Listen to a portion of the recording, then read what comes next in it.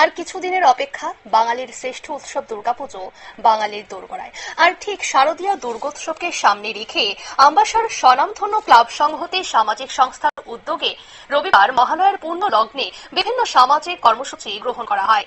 এদিন প্রথমেই সকালে আমবাসা মোটর স্ট্যান্ড এলাকা সাফাই অভিযান কর্মসূচি সংগঠিত করে। এরপর আমবাসা পাবলিক লাইব্রেরি চত্বরে এক পেড় মাকে নাম কর্মসূচির অন্তর্গত ক্লাব সদস্যরা বৃক্ষরোপণ কর্মসূচি সংগঠিত করে। এছাড়াও সারাদিন সংহতি সামাজিক সংস্থার উদ্যোগে আরো বেশ কিছু কর্মসূচি সংগঠিত করা হয়। এ সম্পর্কে তারা কি জানিয়েছেন শোনাবো আপনাদের।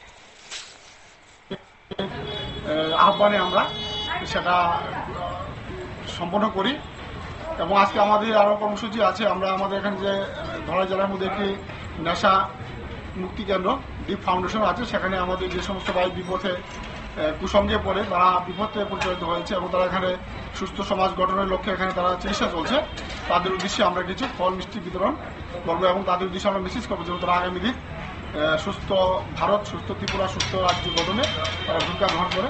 পাশাপাশি আমাদের এবার দুর্গাপুজোর থিম হচ্ছে যে মোবাইল থেকে আসক্তি। অ্যাকচুয়ালি মোবাইলের যেরকম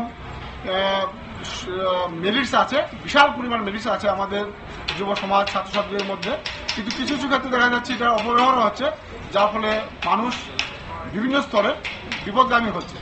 তার কি কুপ্রভাব হতে পারে এবং তার কি সুফলতা, সে বিষয়টা আমরা আমাদের ফ্যান্ডেলে বিভিন্ন থিমের মধ্যে আমরা ফুটিয়ে ধরার চেষ্টা করব। কাজেই আমরা আমাদের ক্লাবের সমস্ত অংশের সদস্যরা আজকে বিগত 1 মাস ধরে দিন রাত পরিশ্রম করে যাচ্ছে এবং আমরা যথেষ্ট সাড়া পাচ্ছি। যারা আমাদেরকে বিভিন্ন রকমভাবে আর্থিকভাবে এবং মানসিকভাবে এবং বিভিন্ন রকমের গাইডেন্স দিয়ে সাহায্য করেন, তারাও আমাদের পাশে আছেন এবং আপনাদের মাধ্যমে আমরা আবারও প্রত্যেকটি নাগরিকের কাছে আহ্বান জানাবো, আপনারা পুজোর দিনগুলিতে আমাদের মণ্ডপে আসুন, ভিজিট করুন এবং আপনাদের সুপরামর্শ নিয়ে আমরা আগামী দিন জন্য আরও সমাজের যে বিভিন্ন কুফলগুলি আছে সেগুলি থেকে আমরা রক্ষা পেতে পারি। এই হচ্ছে আমাদের ক্লাবের পক্ষ থেকে এবং প্রত্যেকটি মেম্বার সদস্যদের পক্ষ থেকে আপনাদের প্রত্যেকের কাছে আমাদের আহ্বান।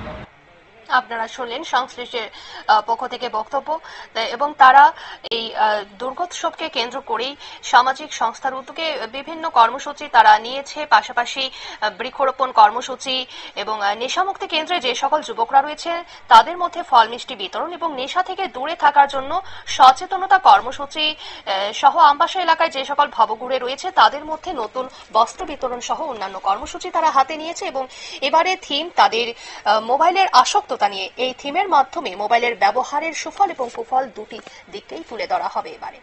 সংবাদ আপাতত এই পর্যন্তই। পরবর্তী আপডেটের জন্য অবশ্যই চোখ রাখুন নিউজ ভ্যানগার্ডের পর্দায়। নমস্কার।